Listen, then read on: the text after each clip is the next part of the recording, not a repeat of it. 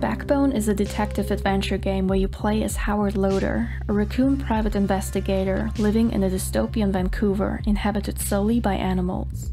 The citizens are grouped into different classes, with the apes on top, followed by predators like wolves and bears, and finally rodents at the bottom of the chain. Howard is a lowlife who barely gets by with the money he makes, and who's increasingly frustrated with the simple cases he has to take on.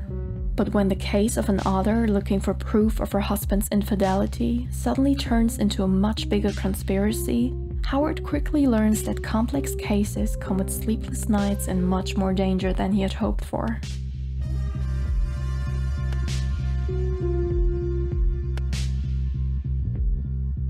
When I first played the free prologue in 2019, I was pleasantly surprised. I have to admit that even though I grew up loving point-and-click adventure games, I'm not a big fan of them anymore, and nowadays, with this genre, I always need something special to spark my interest, most likely a great story.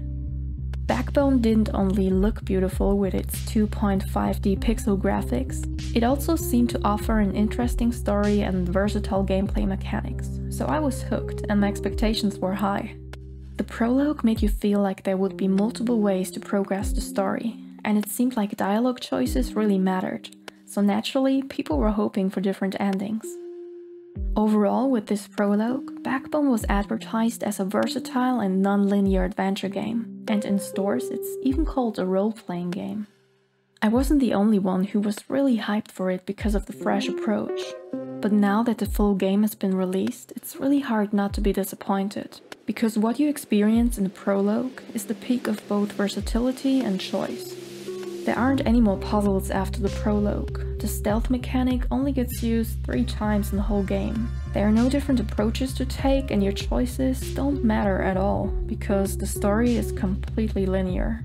Looking at the Steam reviews that went to mixed rather quickly, I know that I'm not the only one who's disappointed because the prologue ended up being the best part of the game.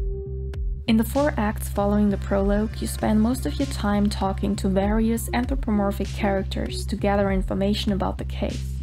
So the game is very dialogue heavy and many of those conversations are well written, so that the characters' personalities, motivations and social statuses become apparent, even without a voiceover. In many instances, you can choose from different emotional responses. When talking about the case, Howard can react either motivated or exhausted. When talking to a rude character, he can remain calm or snap back.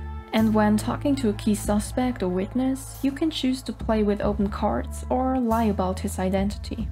But in the end, none of that really matters. It might change the dialogue in question, but it doesn't influence the bigger picture at all.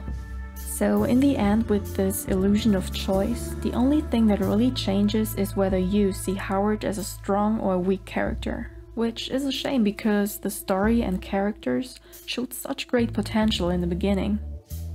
In your quest to solve the most important case of your career, you traverse different districts of the city, from the industrial West End cramped with the lower classes, all the way to the posh and luxurious gas town inhabited by the people who made it.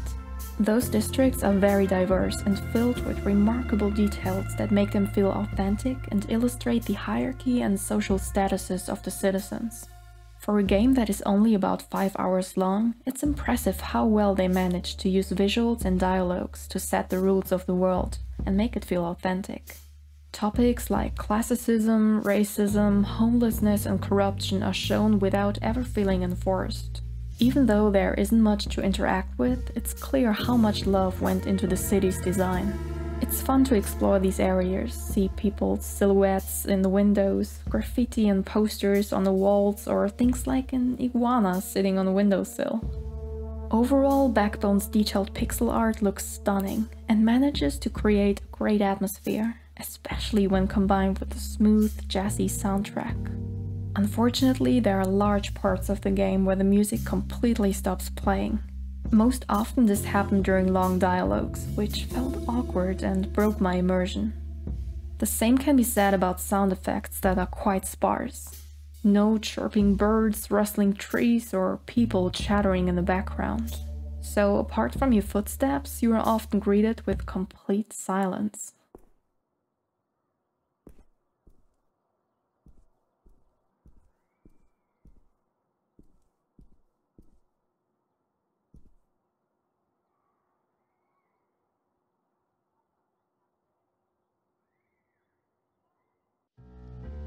However, Backbone's biggest flaw is that the story takes a sharp and weird turn at the end of Chapter 3.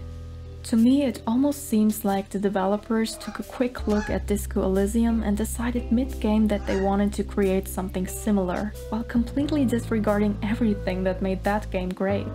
They dropped the story strands they had woven and tried to implement philosophical questions, sci-fi themes, and weird dialogues, which could have been interesting, but they rushed it, didn't connect it well, and left so many things unanswered. In my opinion, they should have focused on the case at hand and put everything after Chapter 3 in a sequel, because now, even though the story had great potential, it ultimately feels messy, unfinished, and unsatisfying. I rewatched the trailer from 2018 and almost everything you see there has been either cut or changed. So it's apparent that Backbone went through significant changes regarding both the story and the gameplay. So, should you play Backbone? When it comes to the prologue, the answer is pretty easy. Go for it, as it's beautiful, immersive, and free. The full game, however, has massive flaws. While still offering stunning pixel art, a great atmosphere, and some well-written dialogues, you have to figure out if the visual presentation makes it worth it for you to deal with the disappointing second half of the game and the bad sound design. I personally would have regretted paying full price for this game, so I'm glad I got to play it with the Xbox Game Pass. If you're mainly interested in the looks and atmosphere of the game, feel free to give it a try.